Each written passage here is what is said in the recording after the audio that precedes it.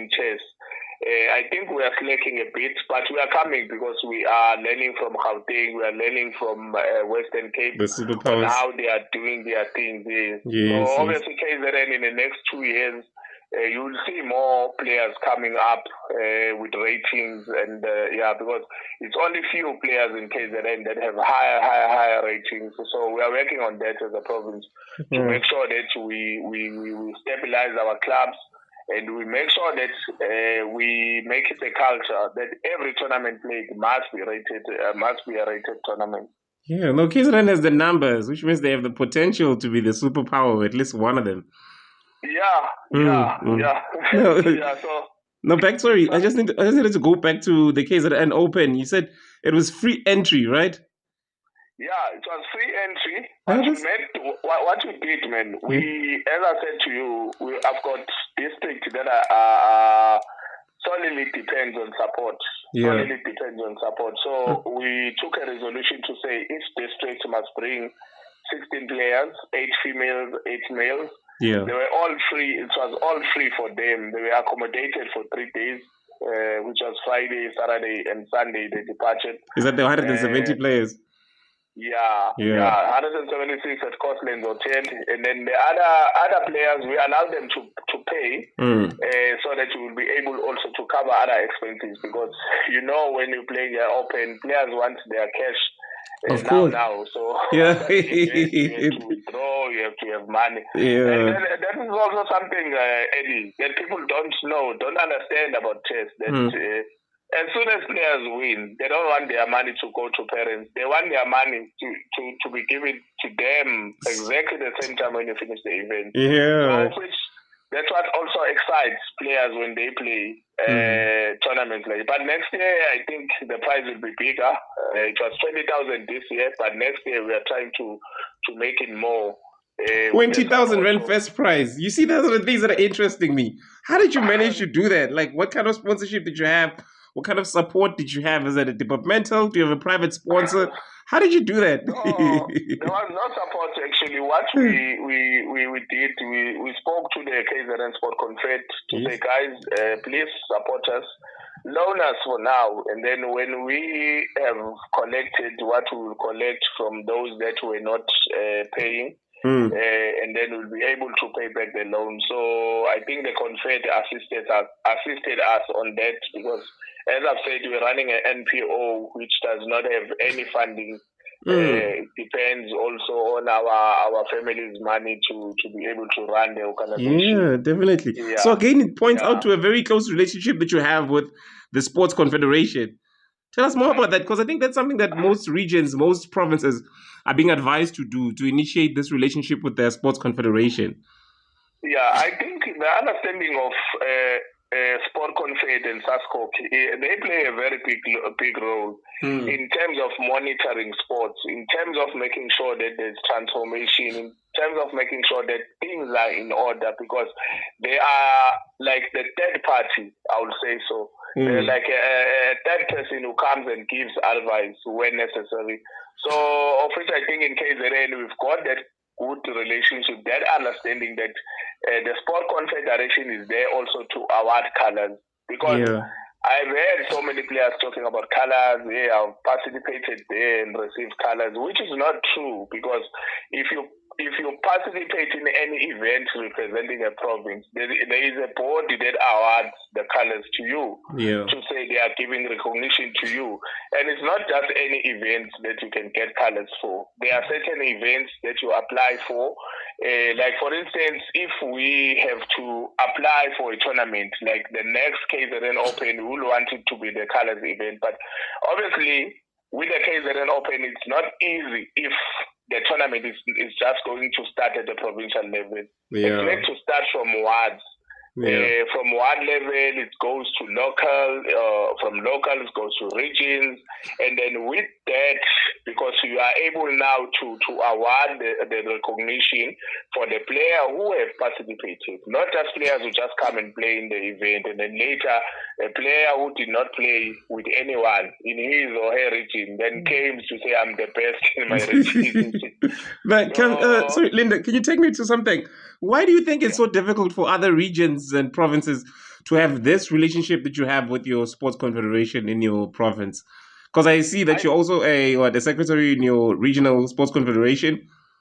Yeah, I'm also a secretary of Lindokuhle District Sport Confed, where we are running, we are assisting about 16 federations in my district. You talk of rugby, you talk of cricket, you talk of soccer, netball, and other tennis, table tennis, you name them.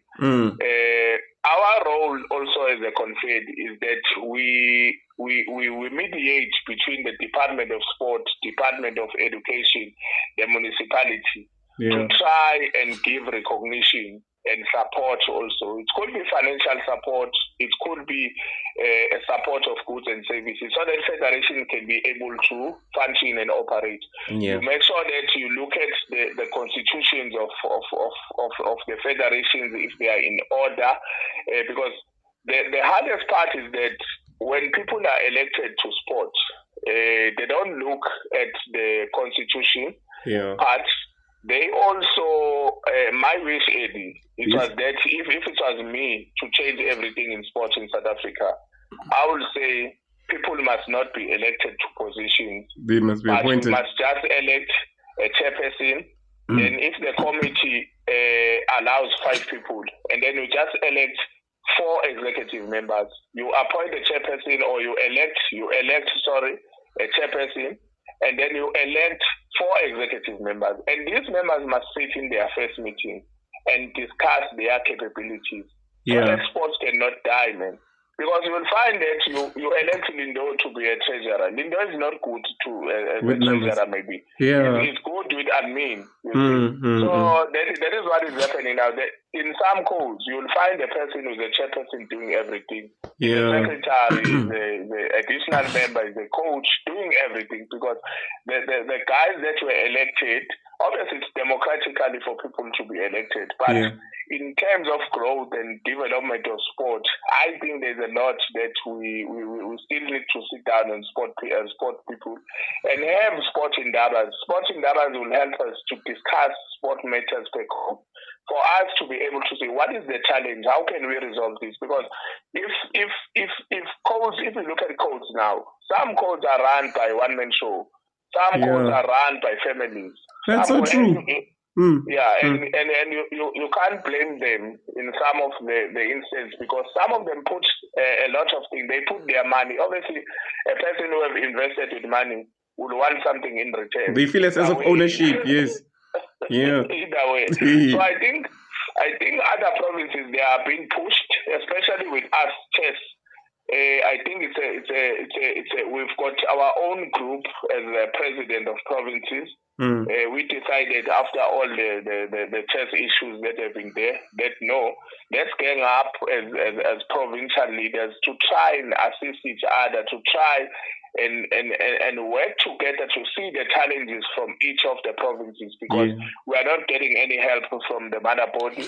So it's better if we assist, of which it's good, because we are all now understanding the roles of the confed, the roles of Strathcock, the role of the club, the role of making sure that players are being taken care of and all that. So, and our role and our partnership also with stakeholders, because we even share documents to say, if you writing a proposal like this is how you can write the proposal. These are the documents. These are the channels that you need to focus on, of which is helping. Although you understand our demarcations, you understand our different provinces. It's not easy like my province, because I've built a relationship through other sport positions that I have in KZN.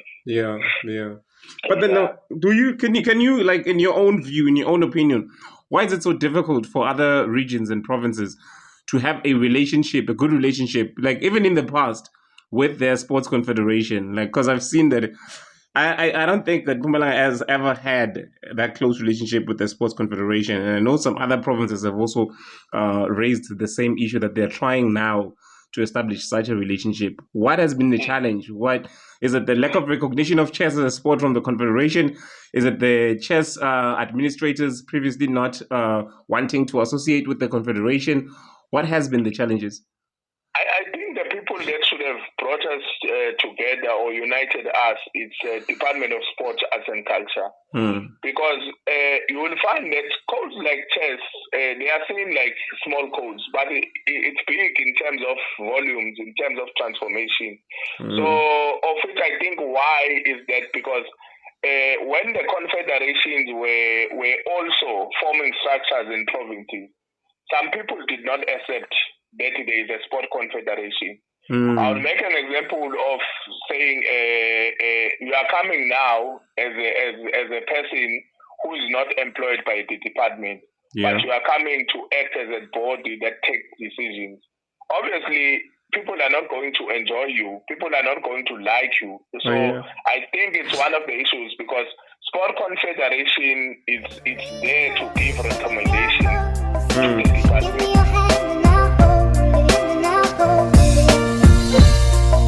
Okay, please tell me, man, if God is good, then why these bad things happening? African rebels kidnapping innocent children, and in Ferguson, a man got killed because of the color of his skin, man. And you say you a Christian? What about all of these wars in the name of religion? Please explain, I'ma listen, cause I'm dying to know. How am I supposed to find hope in a world that's dying slow? Yo, mothers crying to get their kids back, while the spectator for God just sits back.